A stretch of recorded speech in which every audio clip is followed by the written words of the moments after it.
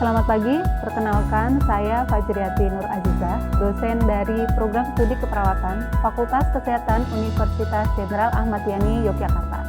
Pada video kali ini, kita akan belajar praktikum pengkajian status mental.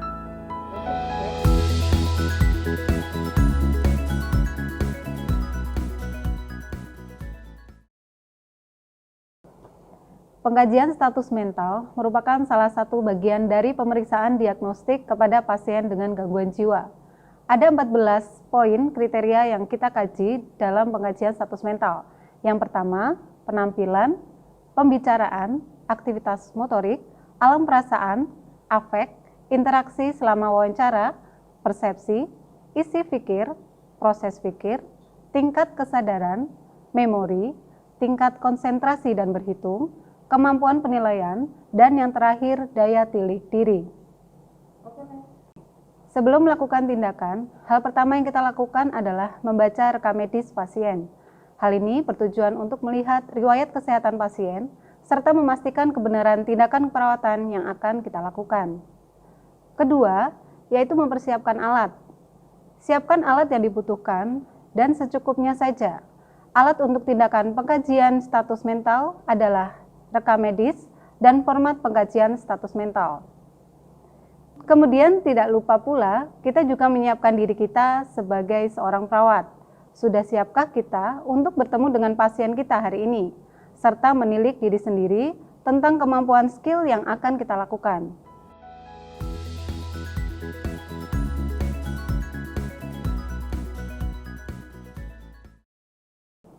Selamat pagi. Iya, betul dengan Mbak Bunga? Iya. Betul ya, kenalkan dulu. Kenal dengan saya? Enggak kenal. Belum ya, perkenalkan saya perawat Fajri. Iya. Saya yang berjaga di Bangsal Nakula ya, dari jam 7 sampai jam 14 siang nanti. Ya. Nah, gimana kondisinya Mbak Bunga hari ini? Biasa aja, Bu. Biasa saja. Iya. Apakah semalam bisa tidur? Malam enggak.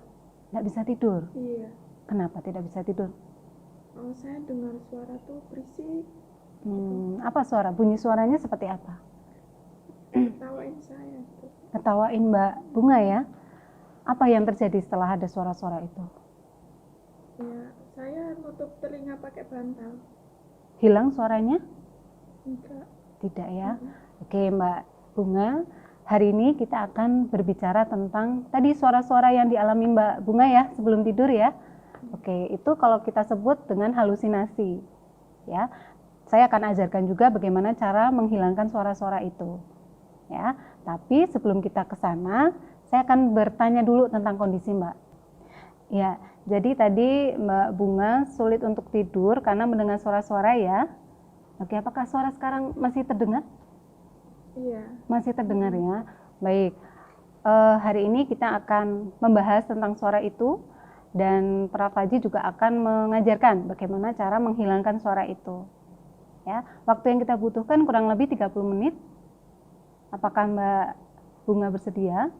Bersedia. Ya, jangan khawatir apapun yang nanti Mbak Bunga sampaikan tidak akan saya informasikan ke orang lain kecuali ada tim kesehatan yang membutuhkan. Ya, apakah sudah nyaman posisinya di sini? Udah. Atau mau pindah ke tempat lain? Di sini aja. Di sini saja ya. Baik, kita mulai saja. Selama ini apa yang membuat Mbak Bunga dibawa ke rumah sakit? Kemarin itu saya ngamuk-ngamuk gitu, terus nggak tahu kok saya dibawa ke sini. Oke, marah-marah ya? Di rumah marah-marah ya? Iya. Apa yang Mbak Bunga lakukan pada saat itu? Saya berantakin isi rumah, semuanya tak buang. Berantakin isi rumah. Sudah sejak kapan Mbak Bunga melakukan hal itu? Baru kemarin terus dibawa ke sini. Oke, baru 1 hari yang lalu ya sebelum dibawa ke rumah sakit ya? Oke. Kemudian pada saat marah-marah itu, ya apa yang keluarga lakukan? Saya didiemin aja. Didiemin saja. Oke, sebelumnya pernah dibawa ke rumah sakit? Pernah dirawat di rumah sakit? Sudah. Sudah, masih ingat tahun berapa? Tahun kemarin lagi. Oke, 2 tahun yang lalu. Tahun 2020 ya. 2020. Oke, di rumah sakit apa mungkin masih ingat? Di sini. Di rumah sakit ini juga yang sama ya. Nah, pada saat pulang dari rumah sakit Mbak Tika dapat obat ya? Iya. Oke, selama ini pengobatannya seperti apa? Saya itu ya tak minum rutin gitu. Diminum rutin ya. Mbak Tika boleh lihat wajah saya? Iya gitu dong. Ya, selama ini diminum rutin ya? Iya. Tapi ada nggak waktu di mana Mbak Bunga tidak minum obat? Sebulan kemarin tuh nggak minum obat tuh. Habis obatnya. Oke, 1 bulan yang lalu ya tidak minum obat. Alasannya mungkin kalau boleh saya tahu? Ibu itu nggak ngambilin, nggak tahu. Oke, jadi selama ini yang merawat Mbak Bunga ibu ya? Iya. Dan pada saat itu ibu lupa untuk ngambil obat ya? Nggak tahu, nggak diambilin. Oke, baik. Nah Mbak Bunga, ada nggak sih peristiwa ya yang membuat Mbak Bunga itu trauma, merasa tidak nyaman, kepikiran terus? Ada nggak dalam waktu dekat ini? Dibully Ibu. Dibully? Pernah dibully? Kapan itu? Pas sekolah. Sekolah? Apa? SMP? SD? Paling parah pas SMA itu Bu. Waktu SMA? Oke, apa kata teman-teman Mbak Bunga saat itu? Ejekin bodoh, nggak gaul gitu. Oke, jarang sosialisasi ya dengan teman-temannya ya? Mungkin boleh saya tahu alasannya apa Mbak Bunga kok tidak mau berkomunikasi dengan teman-teman yang lain? Sebenarnya tuh saya malu Bu. Malu? Oke, malu kenapa? Ya malu aja. Apa yang membuat Mbak Bunga malu? Kayaknya karena saya tuh miskin gitu Mbak. Miskin, oke. Terus ada lagi? Udah. Oke, baik. Mbak Bunga itu satu keluarga berapa bersaudara? Saya punya adik satu. Punya adik satu. Adiknya laki-laki atau perempuan? Laki-laki. Laki-laki. Usia berapa Mbak Bunga? Saya adiknya?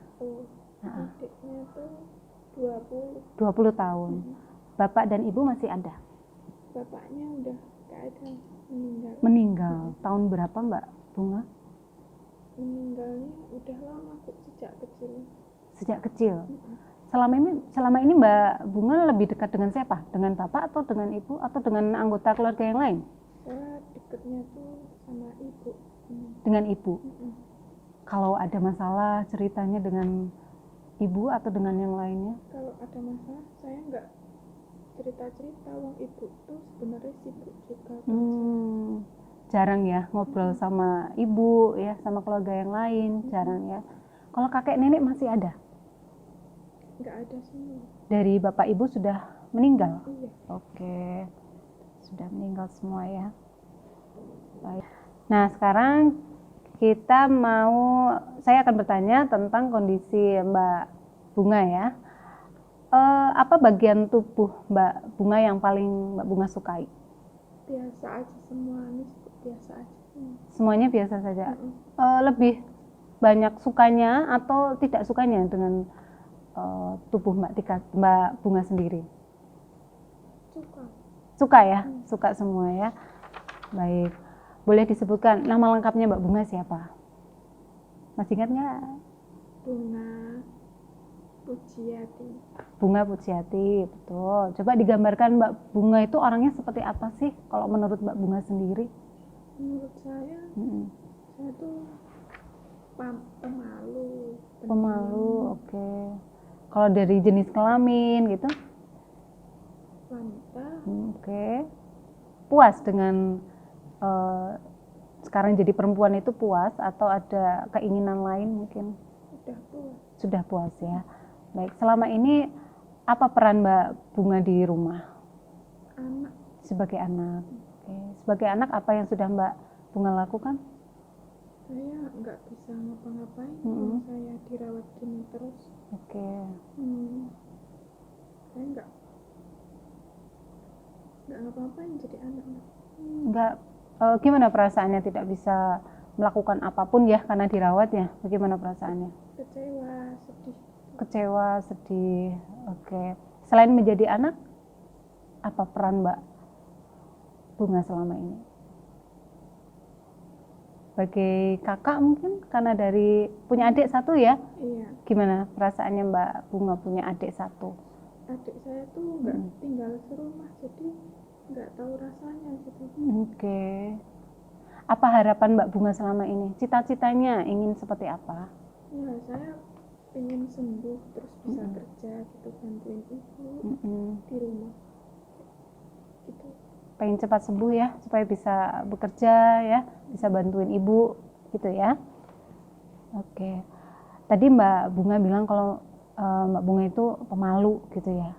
Alasannya karena merasa miskin atau tidak punya apa-apa, seperti itu maksudnya. Mungkin apa yang Mbak Bunga pikirkan terkait kenapa Mbak Bunga punya pikiran seperti itu? Soalnya teman-teman saya tuh pakaiannya bagus-bagus, Oke. bisa jajan ke sana, saya nggak bisa. Oke. Jadi karena teman-temannya bisa tampil lebih bagus gitu ya, bisa jajan kemana-mana, penampilannya lebih oke gitu maksudnya. Oke. Ya, orang yang terdekat dengan Mbak Bunga tadi ibu ya. Dengan ibu, yang paling banyak cerita dengan ibu, atau ada anggota lain, ada teman lain mungkin yang lebih dekat dengan Mbak Bunga? Nggak ada. Nggak ada. Oke, kalau selama ini apa yang Mbak Bunga lakukan dengan orang di sekitar? Mungkin di sekitar rumah, di lingkungan rumah? Saya tuh nggak pernah keluar-keluar kok. Mungkin ada kegiatan kelompok gitu? Nggak, Pengajian gitu ada diikuti? katanya nggak boleh kata itu. Apa alasannya? Kenapa Mbak Bunga nggak boleh ikut kegiatan di luar rumah? Katanya malu-maluin gitu, kalau keluar-keluar jangan. Oke. Ya. Jadi hal itu apakah menghambat Mbak Bunga untuk bisa dekat dengan orang lain? Iya, nggak punya teman jadinya. Oke. Baik. Nah, selama ini Mbak Bunga kalau beribadah gimana? Agamanya Islam ya? Iya, Oke, selama ini apa kegiatan ibadah apa yang sudah dilakukan? sholat. Sholat. Kalau sebelum sakit dengan saat ini di rumah sakit ada perbedaan nggak? Iya, Ada. kalau di sini kan jadi jamaah sama teman-teman. Oke. Kalau sebelumnya Di rumah sendiri. di rumah sendiri. Tapi sholat wajib 5 waktu atau ada tambahan sholat lain sewaktu di rumah? Enggak, biasa aja. Oke. Yang wajib aja. Ya. Tadi Mbak Bunga mengatakan kalau Mbak Bunga merasa sedih. Ya. Apa hal yang paling membuat Mbak Bunga sedih pada saat ini? Yang paling membuat Mbak Bunga sedih? Saya ditinggal di sini, Bu. Ditinggal. Karena dirawat di rumah sakit. Gitu ya. Dengan dirawat di rumah sakit, apa yang membuat Mbak Bunga sedih? Kan saya nggak bisa ketemu ibu tiap hari gitu. Oke, jauh dari ibu ya, jauh dari ibu. Oke, sekarang ke suara-suara tadi ya, suara-suara yang Mbak Bunga dengarkan sebelum tidur ya. Mungkin bisa dijelaskan lebih dalam lagi gitu. Suara-suara itu seperti apa?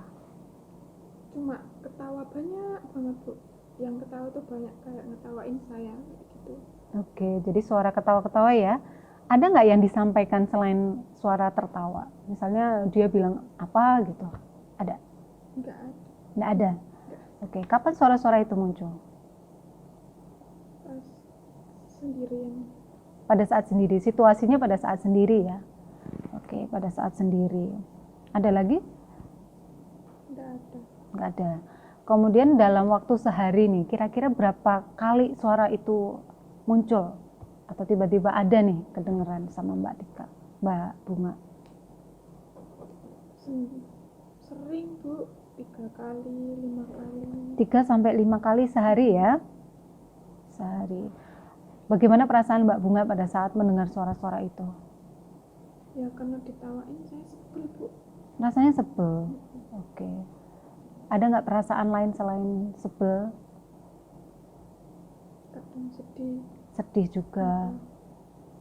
Oke. Kemudian apa yang sudah dilakukan Mbak Bunga untuk menghilangkan suara itu?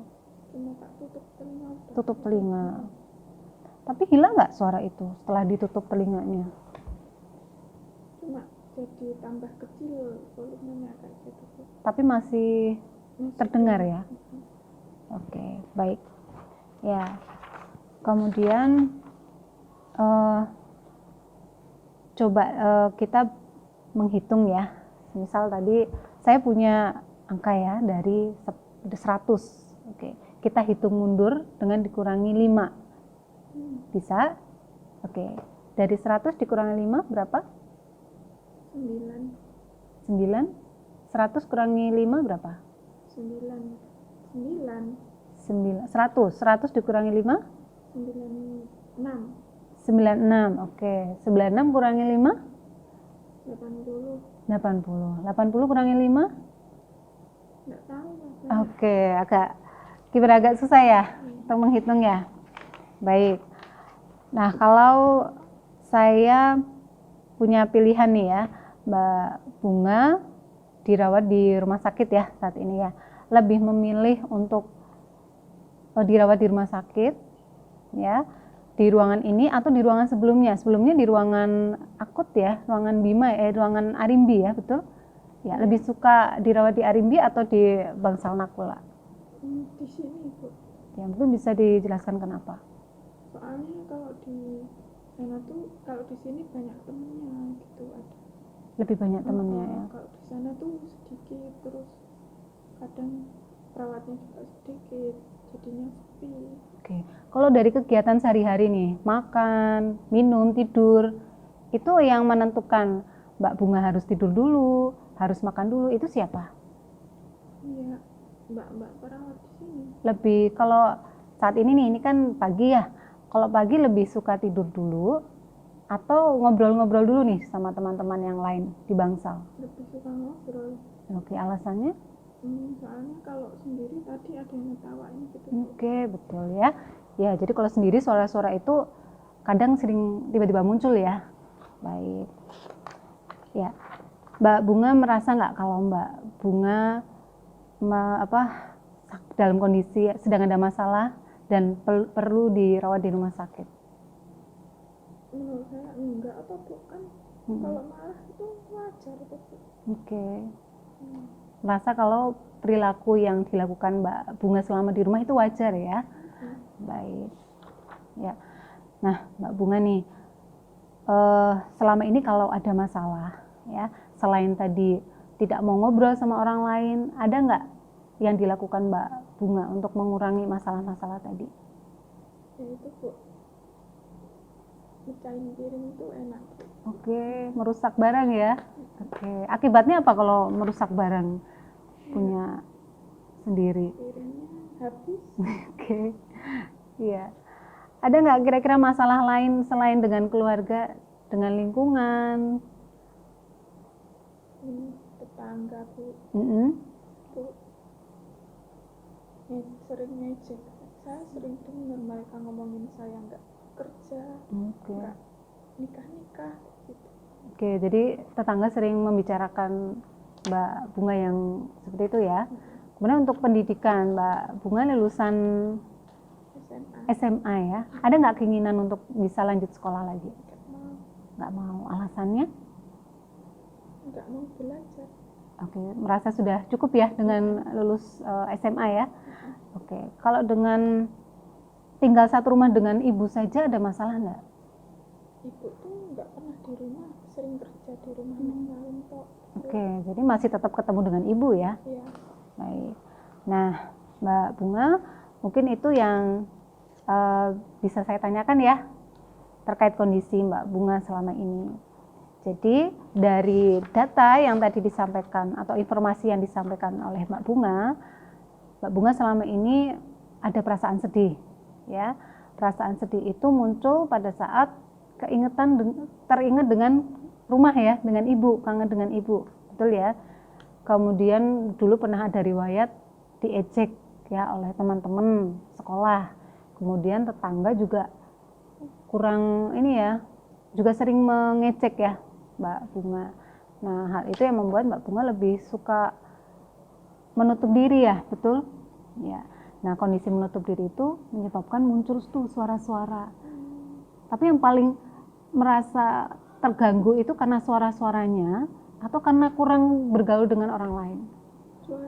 Suaranya ya. Baik, itu kita sebut dengan halusinasi ya. Masih ingat halusinasi? Iya. Ya, apa itu halusinasi? Masih ingat? Nggak nyata. Oke. Jadi sesuatu yang kita terima, yang kita dengar, tapi tidak ada asalnya, tidak ada suaranya. Nah, itu disebut dengan halusinasi. Ya. Nah, kita sudah bicara lebih dari 15 menit ya. Kira-kira bagaimana perasaan Mbak Bunga setelah kita bicara tentang hal ini? Biasa aja. Biasa aja.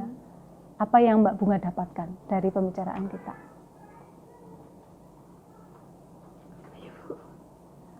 Mungkin jadi tahu tentang masalahnya? Iya, tahu. Oke, apa masalah yang dialami Mbak Bunga?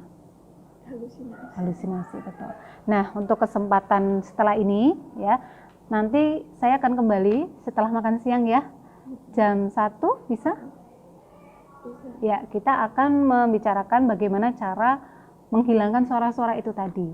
Tadi Mbak Bunga sudah belajar satu cara ya, yaitu dengan menutup telinga ya, dengan cara menghardik. Nah, kita ada cara yang kedua dengan minum obat, kemudian bicara atau ngobrol-ngobrol, bercakap-cakap dengan teman, dan yang terakhir kegiatan terjadwal. Nah, kira-kira Mbak Bunga mau kita latihan yang mana nih? Obat, bercakap-cakap, atau kegiatan terjadwal? Yang kegiatan terjadwal. Baik. Kalau begitu saya akan kembali lagi ya. Kita akan berbincang-bincang di sini atau di tempat lain? Di tempat lain aja, Bu. Di mana? Di kantin. Di kantin. Bagaimana kalau di dalam bangsal saja? Iya. Ya, di mana lokasinya yang mau kita gunakan? Tempat makan mungkin? Ya, di ruang makan ya. Nanti saya akan mengajarkan cara menghilangkan halusinasi dengan kegiatan terjadwal. Ya, waktunya kurang lebih 20 sampai 30 menit ya. Oke, sebelum saya akhiri ada yang mau ditanyakan Mbak Bunga? Enggak ada. Tidak ada ya. Baik, luar biasa hari ini Mbak Bunga sudah bersedia ya untuk berbincang-bincang dengan saya. Semoga ada manfaatnya ya. Nanti kita akan ketemu lagi jam 1 untuk belajar cara menghilangkan halusinasi dengan kegiatan terjadwal. Ya. Silakan Mbak Bunga bisa kembali ke ruangan.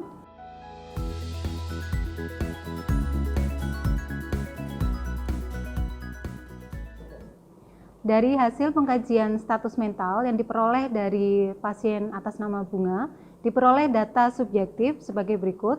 Pasien pernah mengalami gangguan jiwa sejak 2 tahun yang lalu, kemudian pernah dirawat 1 kali di rumah sakit yang sama dengan tanda gejala yang sama, pernah mengalami riwayat putus obat sejak 1 bulan yang lalu.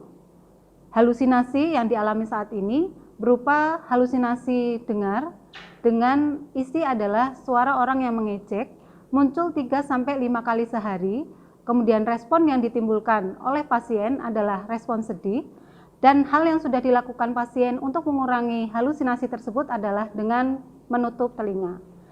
Kemudian data objektif yang diperoleh diantaranya adalah penampilan pasien sesuai, pembicaraan lambat, aktivitas motorik yang ditampilkan lesu, kemudian interaksi selama wawancara, kontak mata kurang, dan yang terakhir pasien mengatakan sedih sehingga pasien jarang untuk bersosialisasi dengan orang lain.